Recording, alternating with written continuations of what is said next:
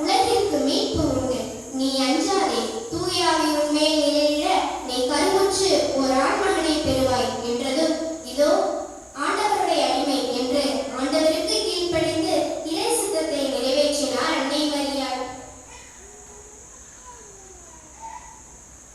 வயது முதிர்ந்த உறவினர் எலிசபெத்து கருவுற்று இது 6ஆம் மாதம் என்று வானதூதர் கூறிட உடனே அதை மரியா நம்பினார். உடனே விரைந்து சென்று எலிசபெத்திற்கு உதவி செய்து 6 மாதம் அங்கு தங்கி அவருக்கு பணி செய்தார்.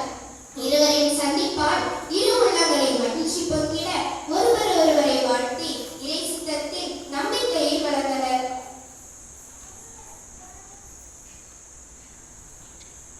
இறைவனின் தாயாக போகிறோம் என்ற பெருமையின்றி சாதாரண பெண்மணி போல் மரியா எலிசபெத்திற்கு உதவியது அவரது தற்பெருமையையும் அடக்கத்தையும் சுட்டிக்காட்டுகிறது.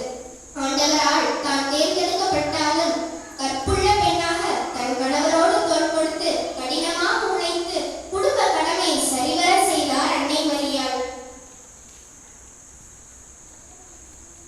இறை சித்தத்தை நடத்துவதோடு மட்டுமல்லாமல் அன்பு, அமைதி, மகிழ்ச்சி நிறை குடும்பத்தை உருவாக்க அன்னை மரியாள் தன்னையே முழுமையாக அர்ப்பணித்தார்.